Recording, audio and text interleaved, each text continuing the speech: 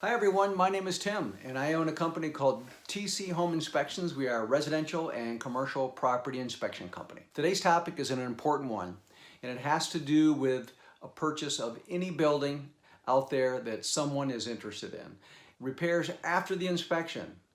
Who should perform those repairs and what should that process look like? So that's what we're going to delve into today.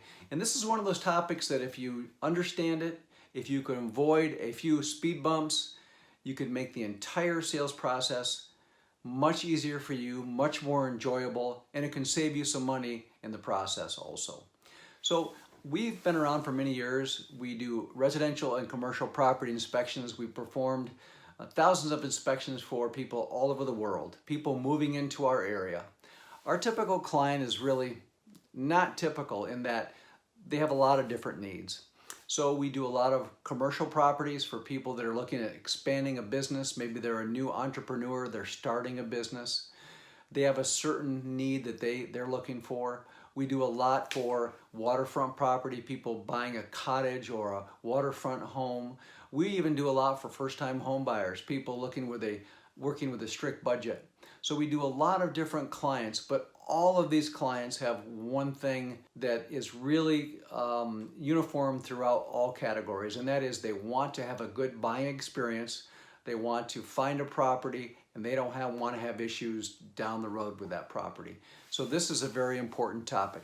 Repairs should be done in a certain way, and if they're not handled properly, after you close on the home, you could run into some difficulty. So a lot of our clients will first seek out information online. It's the easiest way that they can initially look at the local marketplace they're interested in purchasing in. So what they'll do is they'll pull up websites like Zillow or Realtor.com and they'll see what's actually available in the marketplace at a given point in time. And so what they'll probably do is filter by using a certain price point, looking for a certain category of property.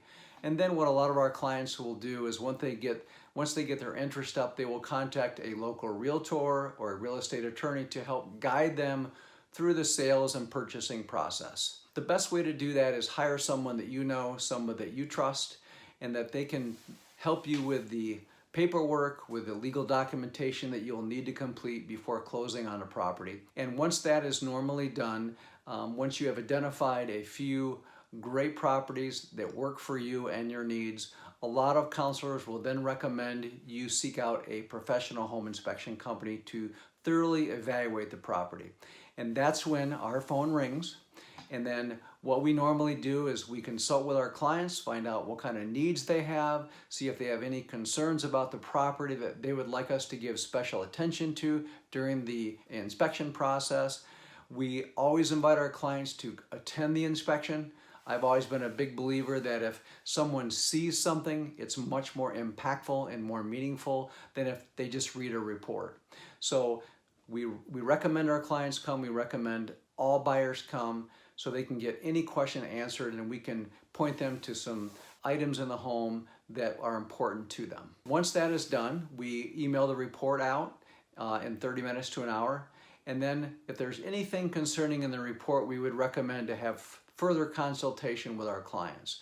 And the most important parts of a home, and this was covered on one of my previous YouTube videos, but there are 4 components of a home. And think about this, if any of these 4 components are noted in the report for further evaluation or possible repairs, you as a buyer should take action.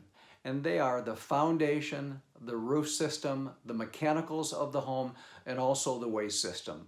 So those are the 4 main components of any house, any commercial property. And those are things that, should they be in disrepair, can cost you a lot of money. So those are things you do not want to overlook. So let's say that our client has been at the home inspection, at the property inspection, we've completed it, we've talked about a few areas of concern, and let's say we found out one of those big 4 areas were noted and identified as an area that needs further evaluation. At that point, we recommend our client consult with at least 2 contractors. They should be licensed, they should be highly recommended, possibly by their attorney or their realtor, as someone that they can trust, that's been in business for many years, that they can come to that property along with the prospective buyer and offer them quotes for repairs. We always recommend at least two, so you have two different opinions on and what should be done, how they will be fixed, how they will be repaired, and that type of thing. But it's really important you do that. And then you take those quotes back to the bargaining table along with your attorney or realtor's help, and their job is to negotiate on that purchase of that property. Now that is a scenario that we like to see. That's a scenario that actually most people will follow, but from time to time, people will start everything off just right. They will do everything according to what we would recommend. They'll seek counsel. They'll have the product or the building professionally inspected, but then they drop the ball. And this is what we see sometimes. They will actually, at some point, some people do this, they'll agree to have the seller make repairs to their property. Don't do this. And this can happen to anybody that agrees to allowing a stranger to make repairs to their new property. We have seen over the years where people have been told that their repairs will be done by a qualified contractor, the seller will take care of it. They get into the property after 2 or 3 months and they notice those repairs were not done like they were told they would be. They weren't done by a qualified contractor. They weren't done by a state licensed builder. They were done inexpensively. They were done by someone's in-law that was not a builder. The seller has different interests than what the buyer has. And the bottom line is it's not done correctly. And at that point, as the buyer, if he or she has already closed on that building, in often cases, there's very little recourse you have other than to fork out hundreds, if not thousands of dollars. So don't drop the ball, take ownership. Everybody that we work with starts out with a realtor or a real estate attorney. They follow our advice, they go through the process of getting properties thoroughly evaluated, thoroughly inspected, and then I think what happens because of emotion, because of just being excited about buying something new, they allow a stranger, that is the seller, possibly someone they've never met, they will never meet, to make repairs to their new property. Don't do this, don't let this happen to you. And it's very important because overall, it's something you can completely avoid. Take ownership and don't let this happen to you. So that's what I wanted to talk about today. That's the process that should take place. You should listen to the inspection company, get those repairs made if they're indicated in the report. Pick out the contractor that you like, someone that you've chosen, someone that you trust, and should anything go wrong after the repair is made, if it is a qualified contractor, if it's someone your realtor or your attorney has referred to you, they're going to make it right. They're going to represent you. And if you rely on the seller, someone that has different interests than you possibly, you have no recourse.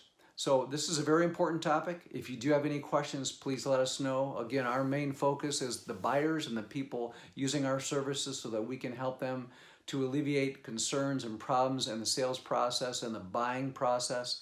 So give us a call if we can help, and give me a thumbs up if this has been beneficial to you.